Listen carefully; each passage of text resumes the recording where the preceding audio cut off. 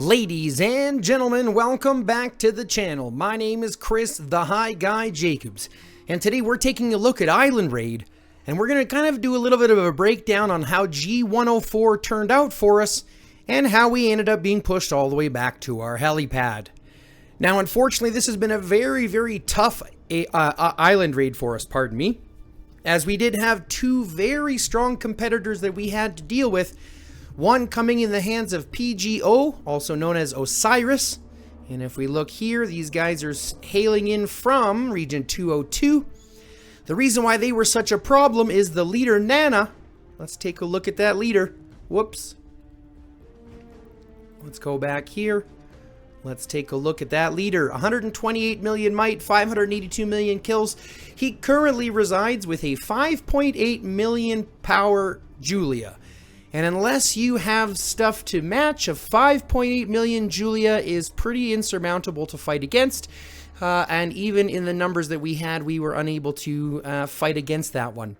Now, as you'll notice, PG has well control of the entire map. They're the ones that end up taking the game.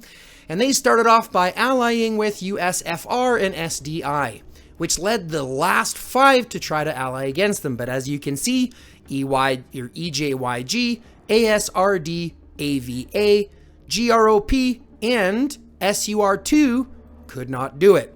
That's because the matchmaking is poo-poo. You've got PGO again with a single player who's able to pretty much handle the entire thing himself. And then if you look at USFR over here in the left, we look at members, and we have a player at 207 million. There is nobody on our squad who's even close to that. And in reality, most of our players are between 80 to 110 million, which means that there was literally no chance for us to be able to outdo their garrisons or their rallies. We were unable to hold off against them. Then you pair in the whole problem with the temporary helipads causing permanent helipads, and you can start to see where we had some issues. To start off the game, we build out directly to our 6. We started building towards the 7, and then changed courses and started building towards this 7 here, knowing that we could take on SDI. We fought them resiliently and valiantly, put a good fight on there, captured the 7, declared war on it, was even able to capture it, which did secure us a 4th place overall. If we go ahead and look at the rankings, we are sitting at 4th place because of our declaring war and being able to secure the level 7 there for a while until that timer did go off. But as you can see, what had then happened was PGO and USFR both decided to come our way and push us back as well. So not only did PGO go ahead and basically create problems for everybody simply because of a almost 6 million might Julia, but there's literally nothing we can do in comparison against 3 different alliances. Had it just been us against SDI, we had no problem taking their 7 and pushing them back, but obviously when you pair in a 200 million player out of USFR and a almost 6 million might Julia coming out of PGO, where they were able to actually declare war on our side over here as well, caused massive problems. This whole IR has been a mess.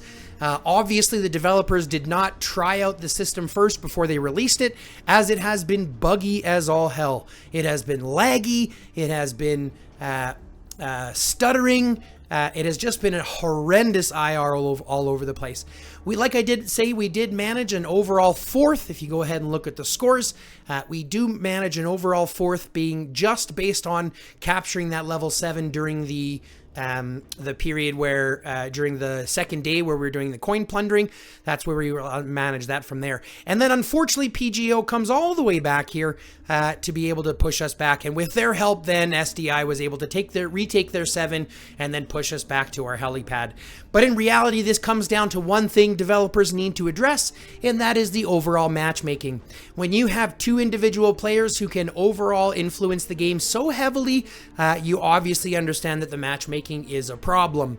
But that being said, I still have to give a congratulations to PGO, because they obviously did manage to secure the win, even though it was on the back of severely one player. And we can also tell this because if you look out throughout the scores here, not only is are our rankings up here, but let's look at the overall rankings. We're looking at 404 million here compared to the other players. Now, I'm not sure exactly whether we can see the other ones from there, but we can see here in the Great Pirate King, the local rankings, okay? In comparison, we can see Nana up here at 438. Our Duckastrophe was actually, oh, he's only at 364, so 444 million points, 364 players here. So we were the second effective strongest alliance and most active alliance here, even above USFR, but that's basically based on a 200 million player, which we weren't able to combat. So did we do good? Absolutely. Am I proud of what we've done? 100%. In reality, I'm only irritated with the developers because they still have some things to address. Not only was this buggy as shit, but obviously their balancing and their matchmaking is still needing massive reworks.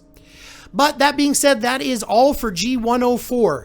Again, congratulations to PGO, congratulations to USFR, congratulations to SDI. All three of those did manage to ally early and with that secure the top 3, holding back the other 5. But that being all said, I think it does come down to the developers to address matchmaking and to address the imbalance you have between having one player have so much influence over the entire game that they can literally choose to take what they want at literally no cost to anything else. So, anyways, folks, that is it for me. This has been G104 for the Island Raid. I have had a ton of fun trying to get where we did. If you did notice here, I myself managed 86 million points. Not necessarily the greatest, as I am sitting right around that 100 million, so obviously you want to try to shoot for 1 and 1, but we did as well as we could have. We did manage to take as many of those rewards that we did, taking out both of the 10 fragments here and then a plethora of others. I would like to do a video on what to take from the store, but truth be told, it's very, very simple. You're looking at your superb fragments. If you can get them, your armament trackers, honing chips, and seasonal merit. I wouldn't go with the weapon fragments or the vest fragments very often. Obviously not the purple ones. I wouldn't go with the legendary ones because they're random. I would go ahead instead with the seasonal merit so you can hopefully get your IE augmenter instead. But that's it, folks. That has been it for me. I'd like to say thank you very much for tuning in. I hope you enjoyed us going through this. If you did, throw it down in the comments. If you were part of this IR and you want to go ahead and say something in comments, feel free. As I've said, this has been a pretty fun one. We did have some really good fights, some really good skirmishes, and some good 2.5, 3 hour pushes. So it was a decent experience if only the developers would address both the bugs and obviously the imbalance. But with all that being said, I want to say thank you very much for tuning in. Like, subscribe, fill out the notification bell, comment down below if you did see something that you like. And other than that, folks, love, peace, chicken grease, and until next time, stay lifted.